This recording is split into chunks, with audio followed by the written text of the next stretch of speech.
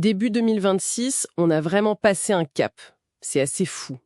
La musique qui est générée par une intelligence artificielle, elle est devenue quasiment impossible à distinguer d'une production humaine.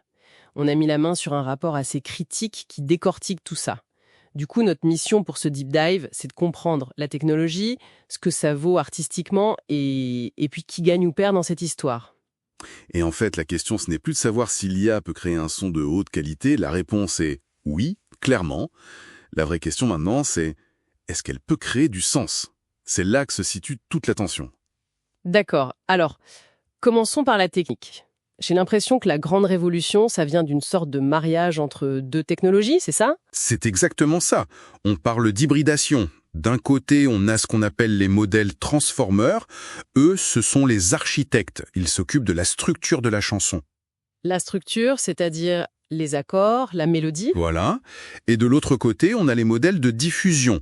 Eux, ce sont les ingénieurs du son. Ils prennent cette structure et ils lui donnent une qualité sonore cristalline. D'accord. Et de ce mariage naissent les deux géants Suno V5 et Udio 2. Oui, avec deux philosophies bien différentes.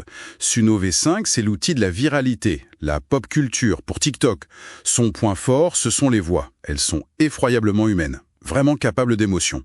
Mais il a un défaut majeur, non? Ce problème de bleeding. Bah oui, c'est très technique, mais en gros, les pistes, la voix, la basse, elles bavent les unes sur les autres. Du coup, un mixage professionnel est juste impossible. C'est le fast-food de la musique IA, quoi. Rapide, efficace, pour un buzz, mais pas de la haute fidélité. Et j'imagine que Udio 2, c'est la réponse des majors à ça. Exactement. C'est l'outil de la haute fidélité. Le son est beaucoup plus clair, et il y a même une fonction pour retoucher des détails. L'in-painting. Mais il a une faiblesse aussi. Son problème, c'est qu'il peut sonner un peu froid, clinique. Et sur des morceaux longs, l'IA a tendance à perdre le fil. Deux outils de faiblesse, mais ils partagent un péché originel, si on peut dire. Leur entraînement a été fait sur des millions de chansons. Protégé par le droit d'auteur, oui. Sans aucun consentement. C'est le point de départ de toute la controverse. Et ça nous amène au cœur du problème, le fameux fossé expressif. Une étude de Carnegie Mellon a montré que même si le son est parfait, il manque quelque chose. Oui, c'est fascinant. Ils ont fait des tests à l'aveugle et les auditeurs jugent systématiquement les mélodies de l'IA moins créatives. On sent la différence. Et l'explication, c'est quoi? L'IA n'a pas d'âme? En quelque sorte, oui. D'un point de vue musicologique, l'IA est très prudente.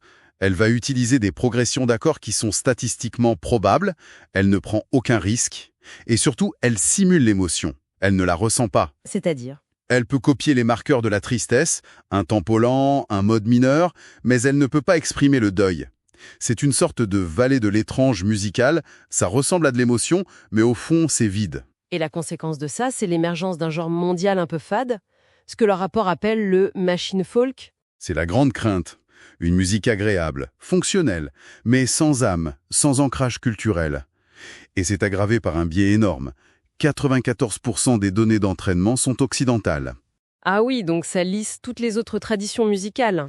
Ça efface les subtilités, comme les microtonalités de la musique indienne ou turque par exemple. Et l'impact économique pour les vrais musiciens doit être terrible. Il est direct. Un rapport estime que l'IA pourrait capter 25% des revenus de la musique d'ici 2028. Un quart du marché. Oui. Et le problème, c'est la saturation. Fin 2025, Deezer recevait 30 000 titres générés par IA, par jour. 30 000 par jour. C'est un déluge. Et beaucoup sont utilisés pour de la fraude au streaming, j'imagine. Évidemment. Ça dilue les revenus de tout le monde. Face à ça, les majors réagissent, mais de manière opposée. Ah, il y a deux camps. Oui. Universal Music, avec Udio, c'est la stratégie du jardin clos. On peut créer, mais on ne peut pas exporter la musique. On garde le contrôle.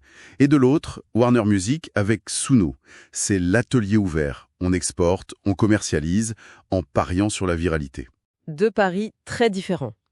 Et la justice, elle dit quoi dans tout ça?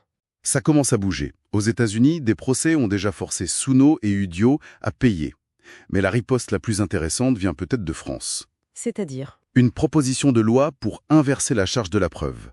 Ce serait à l'entreprise d'IA de prouver qu'elle n'a pas utilisé une œuvre et non plus à l'artiste.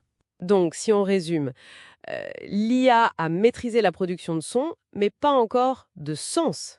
C'est exactement ça. on est à un carrefour. L'IA sera une assistante pour la créativité ou une remplaçante qui inonde le monde de bruits synthétiques. Once du concert. Et ça laisse une pensée pour la route. Si la musique en tant qu'objet sonore devient infinie et gratuite, est-ce que sa valeur ne va pas se déplacer vers la preuve de présence, l'expérience humaine? Peut-être que l'imperfection humaine, au fond, va devenir le nouveau sceau du luxe et de l'authenticité.